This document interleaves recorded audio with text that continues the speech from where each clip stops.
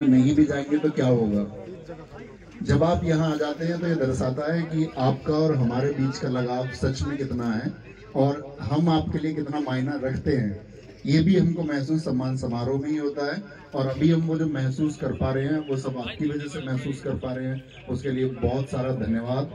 और दूसरा, मैं उन सभी लोगों के चरण स्पर्श करूंगा यहाँ पर जो भी आपके फैमिली मेंबर्स आए हैं, जो भी सीनियर्स हैं मुझसे या छोटे हैं, तो उन सबको नमस्ते। मैंने देखा अभी एक छोटा सा बच्चा भी था यहाँ, अभी कहीं खो गया है वो, तो वो किसी के साथ में आया होगा। उसे तुम अपने मतलब ऐसे गायब हाँ हाँ हाँ वही है। ठीक है, कल को ये भी भर्ती होगा।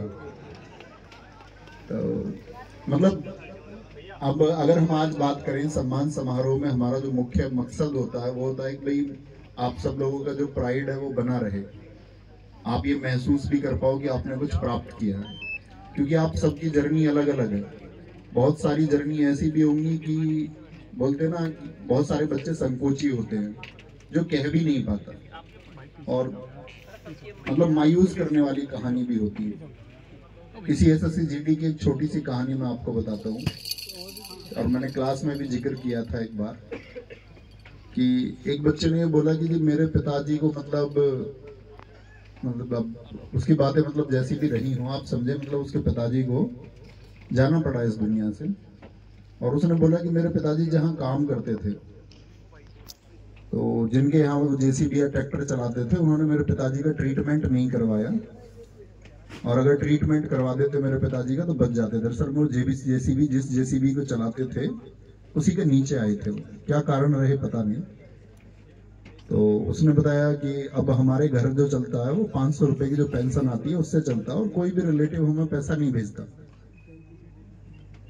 तो मैं उससे पूछ रहा था मतलब यार 500 रुपए में घर कैसे चल सकता है।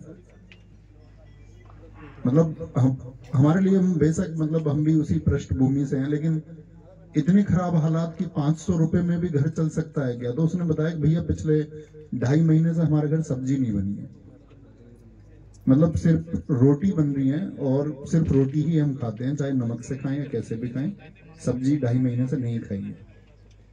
और 3 भाई बहन थे, तो मतलब कारण थे, मैं चाहता था कि वो यहाँ मिले लेकिन किसी वजह से नहीं आ पाया है। तो मैंने उससे बोला था कि भाई जो भी हम कुछ कर पाएंगे आप समझना। मैंने उसे प्रॉमिस किया कि ठीक है तुम अपनी चीजें कंटिन्यू करना, मैं तुम्हें कुछ पैसे भेजूंगा, बाकी पढ़ाई वढ़ाई के लिए जो भी तुम कर पाओ तो वो कोर्सेज वगैरह मिल जाएंगे। इतना खुददार बच्चा कि ये कह के गया ठीक है जब मुझे जरूरत होगी। उसने मुझसे पैसे नहीं मांगे, कभी लिए ही नहीं। उसी तरीके से अपना सर्वाइवल किया, और आज आपके साथ में वो भी सीआईएसएफ में सेलेक्ट हुआ। इस चैनल की जो जर्नी रही या आप लोगों से जो भी भावनात्मक जुड़ाव है, उसका कारण यही था कि हम लोगों ने मतलब अमीरों को टारगेट नहीं किया। टारगेट नहीं का मतलब उन्हें प्रश्रय नहीं देना था, उन्हें सुविधाएं देने का कोई अर्थ नहीं था। वो लोग जुड़े तो अलग बात थी। ध्येय यही था कि निम्न वर्ग और मध्य वर्ग का बच्चा जुड़ पाए। आज आप देखोगे आरडब्ल्यूए के जो स्टूडेंट्स हैं वो अमीरों के बच्चे बेशक सफलता के बाद हो गए हैं, लेकिन शुरुआती दौर पर इसके जो बच्चे इससे जुड़े थे वो ग्रामीण परिवेश के निम्न और मध्यम वर्ग के परिवार के। मैं कहूं तो निम्न वर्ग कहना ज्यादा सही होगा।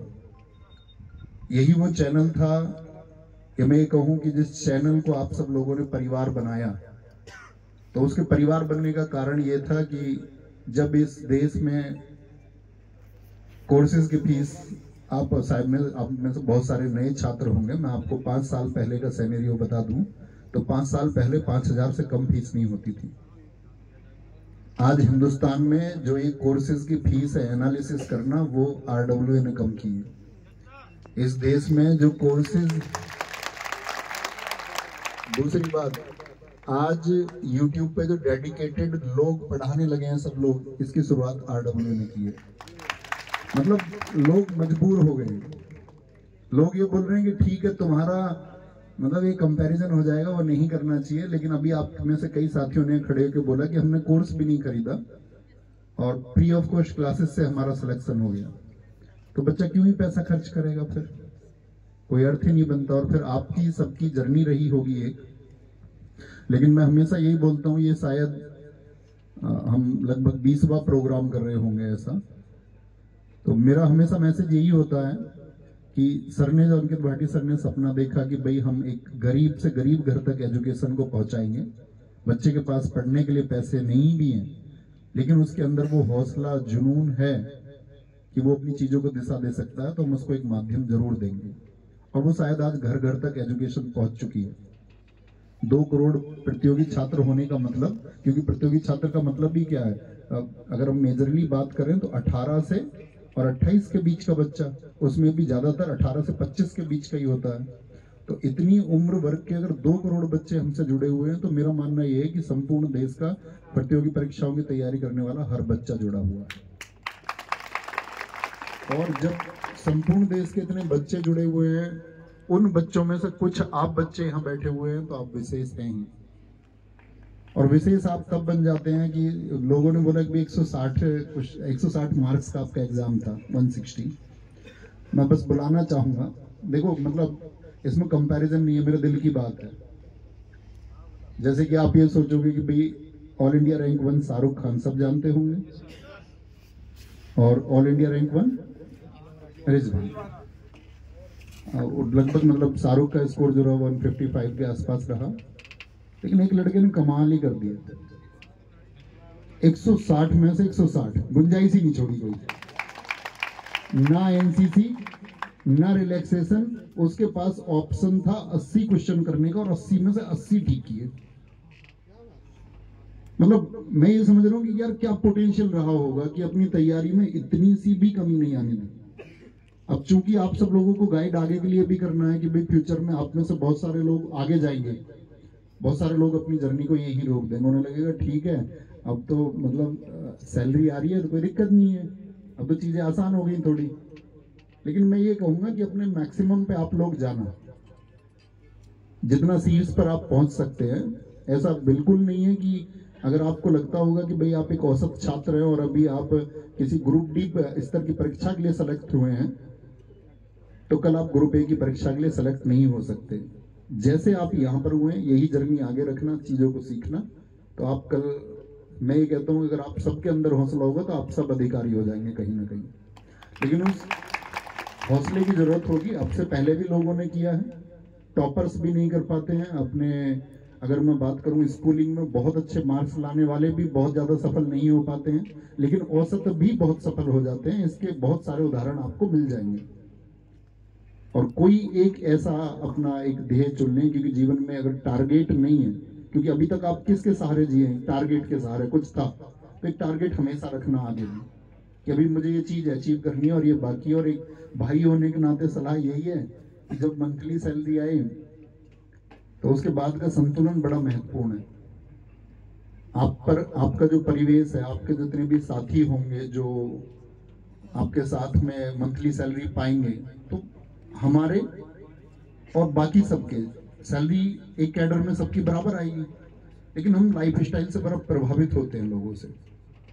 हम देखेंगे यार मुझे भी 50,000 रुपए मिलते हैं और इस बच्चे को भी 50,000 रुपए मिलते हैं, ये तो बढ़िया पहनता है, बढ़िया लाइफ जीता, पार्टी वार्टी करता, और हम कुछ कर ही नहीं पाते। तो उसको देख के कंपैरिजन नहीं करना। आपके हालात आप जानते हैं, शायद उसके ऊपर डिपेंडेंसी ना हो, कोई निर्भर ही ना करता हो, उसको अकेले का अपना अकेले का जीवन चलाना, उसका घर डेवलप हो। तो एक तो आप किसी के साथ में तुलना मत करना कि भाई ये कोई किसी तरह का जीवन जीता है उसी नौकरी में, तो मैं भी ऐसा ही जीवन जीऊंगा। पहली बात तो ये, इसी के लिए मतलब आप पंचतंत्र किसने लिखी है जरा बता पड़े लोग? कृष्ण शर्मा। विश्व में कौन से नंबर की बिकने वाली किताब है? विश्व में कौन से स्थान पर आती है सेलिंग में? कौन बता सकता है? हाथ उठाओ। कितने पे आती है? दूसरे पर। पहले पे कौन सी आती है? बाइबल आती है। तो वो दुनिया की मतलब दूसरी सबसे ज्यादा बिकने वाली किताब है। तो उसमें एक मतलब पंक्ति है, उसमें नैतिक सी कहानियां बताई गई हैं आपके जीवन के लिए, और बड़ी मतलब अच्छी कहानियां छोटी कक्षाओं में पढ़ाई जाती हैं। तो उसमें एक कहानी कही गई है कि जो संपत्ति में भी सरल हो, महसूस करना इस बात को, जो संपत्ति में भी सरल हो। संपत्ति का मतलब जब उसके पास कोई अभाव नहीं है, उसके पास चीजें हैं और वो तब भी एक सरल जीवन जीता है, और जो विपत्ति में भी अविकल हो। विपत्ति में भी अविकल का मतलब विचलित ना हो, वही महान होता है। तो संपत्ति में सरल रहना है और विपत्ति में अविकल रहना है। और कभी भी मतलब आपके सामने परिस्थितियां आपने यार अब तक झेली हैं, तो मुझे लगता है कि मोस्ट ऑफ ने सब कुछ झेला ही होगा, देखा होगा उन्होंने आपका इकोनॉमिक कंडीशंस को भी, आर्थिक हालात विषम सम जैसे भी होते हैं, तो वो आपको जीवन में खुद ही फेस करने हैं अपनी आगे आने वाले समय को। और बाकी तो आप सेना का हिस्सा बने, पैरामिलिट्री फोर्सेस का हिस्सा बने, ऐसे सब वालों के पूरे मजे हैं, कोई दिक्कत नहीं है, बड़े आराम से अच्छे की पढ़ाई हो जाएगी। लेकिन अभी आप लोगों को एक बात बताई जाएगी कि अभी यूपी पुलिस आने वाला होगा। आप में से कितने लोगों का यूपी पुलिस का रिटर्न क्वालिफाइड है? अरे वाह, सारे लोगों का क्वालिफाइड है। अच्छा हाथ नीचे करो, ये तो गलत पूछ लिया क्वेश्चन। ये बताओ कितने लोगों का यूपी पुलिस देने के बावजूद भी क्वालिफाइड नहीं है? ऐसा कौन है?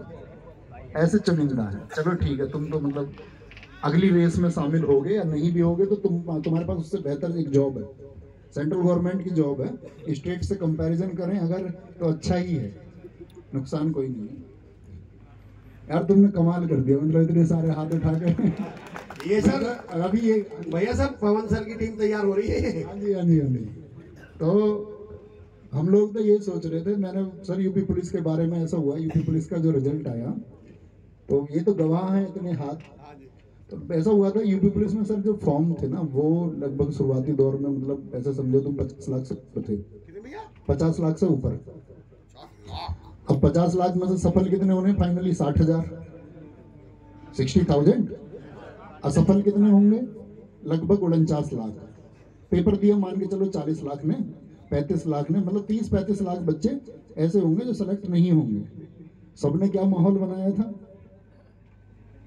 भाई, जो सफल नहीं होंगे वो बड़ा है ना, तो ऐसे फिर लोग एक दूसरे पे छीटा कसी करते हैं, बोले इनका पढ़ा है वो आया, इनका नहीं आया, इनका नहीं आया, इनका आया। तो जो आया नहीं आया उसका जो जवाब है वो सिर्फ और सिर्फ सिलेक्शंस देते हैं। मैं ये कहता हूं कि क्या बात है, अगर आप नहीं होते ना, मतलब आप सेलेक्टेड स्टूडेंट नहीं होते तो हमारी मेहनत का मतलब आईना ही नहीं होता, हम कह ही नहीं पाते किसी से। अभी तो लोग इसलिए मतलब किसी का भी प्रत्युत्तर दे सकते हैं कि आपको पता भी है सिलेक्शंस कितने होते हैं वहां से। अगर सरकार सही तरीके से सही मायने में जितने रोजगार देने की बात करती है उतने रोजगार दे दे तो उन रोजगार में से सबसे ज्यादा रोजगार विद अंकित से है।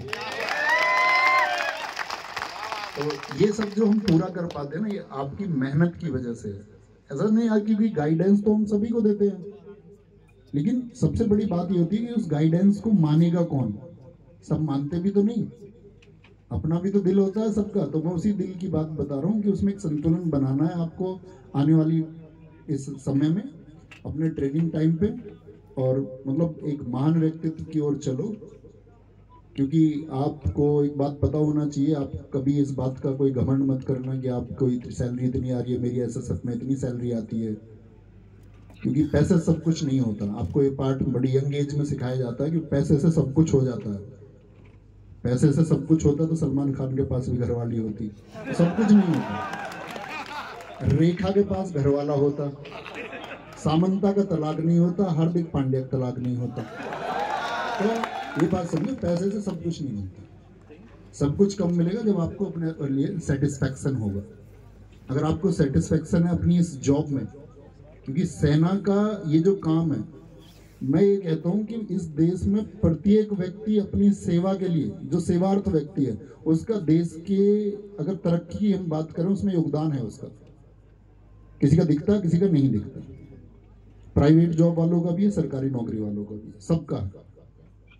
लेकिन इसमें जो योगदान है, जो सेना का योगदान है, वो सबसे विशेष है। उसके लिए सैल्यूट है तुमको। इससे बड़ा कोई योगदान, मैं भाई से कह रहा था सर क्लास में अपनी में, तो उसका वो समीक्षा अधिकारी बना था यूपी में ही, पिछले वाले में। हाँ क्या बात है भैया। तो उसने बोला भैया एक बात बताओ, समीक्षा अधिकारी मुझे ऐसा लग रहा है कि जब, क्योंकि हमारी इनिशियल स्टेज थी, शुरुआत थी, मैं 2 साल पहले की बात बता रहा हूँ, वो यूपीएसआई में भी सेलेक्ट था, फिर समीक्षा अधिकारी हुई। तो उन्होंने मुझसे बोला कि एक बात बताओ, आपकी नजर में मैं सम्मान चाह रहा हूँ तो मैं कौन से पद को प्राप्त कर लूँ। मैंने कहा भाई सेना में जाना पड़ेगा। सेना में जाना पड़ेगा। क्या बात है, अरे वाह क्या बात है रूप भैया। हमारे लिए सत्कार है, लेकिन एक बोलते ना कि भाई दुनिया में भाई का भी सम्मान है, माँ का भी सम्मान है, आपका रिश्तेदारों का भी सम्मान है, किसी किसी को तो पत्नी का बहुत सम्मान है, कोई पति का बहुत सम्मान है। लेकिन भैया दुनिया में सबसे, मैं तो ये मानता हूँ, दुनिया में सबसे बड़ी निधि हमारी पत्नी ही है। पत्नी से बड़ी निधि कोई नहीं होती इस दुनिया में। ये नहीं बता मतलब जिनको नहीं पता उन्हें फिर गड़बड़ हो जाएगी ना, जिन्हें नहीं पता। पवन सर को बता दिया अंकित सर ने। अच्छा। तो मतलब कहने की बात यह है कि माँ बाप विशेष क्यों हैं, आपको ये सोचना है। विशेष इसलिए हैं क्योंकि वो एक ऐसा रिश्ता है जिसे आप दोबारा नहीं प्राप्त कर सकते। आप माँ किसी और को नहीं बना सकते भाई, आप पिता किसी और को नहीं बना सकते, गुरु आप किसी को बना सकते हो, इसलिए गुरु तीसरे पर है। जीवन निर्माण का कार्य गुरु का, इसलिए माता पिता के बाद में गुरु है, क्योंकि गुरु अधिक हो सकते हैं, माता पिता अधिक नहीं हो सकते, एक से अधिक नहीं हो सकते। दोस्त आप चाहे जितने बना लो, ठीक है, भाई कितने बना लो आप, ऐसा नहीं है पेट वाला भाई तो तुमने देखा ना, लोग झगड़ा भी कर देते हैं, छोटे छोटे कोने के लिए लड़ जाते हैं, इतने कोने से प्लॉट के लिए, जमीन के लिए लड़ जाएंगे, पैसे के लिए लड़ जाएंगे। तो कहने का मतलब ये है कि आप अपनी सारी चीजों की समीक्षा करना, हमेशा एनालिसिस करना, आप जो काम करने वाले हो उस काम को ये देखना कि ये काम मेरे जीवन में महत्व का है या नहीं है, क्योंकि भाई आपने बहुत मेहनत से प्राप्त किया है जो आज आपको मिला है, मतलब उसका गर्व हम लोग महसूस कर पा रहे हैं, तो वो बहुत बड़ी चीज है। बाकी तुम जवान तो हो ही सारे, और जवान होने की बात ही अलग है, तो वो जवान ही नहीं कह रहा हूँ मैं जवान होने की बात कर रहा हूँ, सेना के जवान। और क्योंकि सेना के जवान में पोटेंशियल इतना होता है कि आप कभी लद्दाख जाओगे ना घूमने, तो लेह से लद्दाख वाले रास्ते पर बोर्ड लगा रखा है इंडियन आर्मी ने बोर्ड लगा के वहां ये लिख रखा है, ए खुदा मेरे दुश्मनों पर थोड़ा सा रहम रखना, क्योंकि हम तो रखेंगे नहीं। तो जवानी की बात तो ऐसी होती है कि वो हर स्थिति से, परिस्थिति से टकरा जाते हैं और अपने जीवन को भी महत्व नहीं देते। ऐसे ही आप भी नेशन की सर्विस करें आगे जाके बहुत अच्छे से, और खुद को जितना शीर्ष पे आप पहुंचा सकते हो उतना शीर्ष पे पहुंचाएं। और मैं नहीं थकता, मेरा काम यही है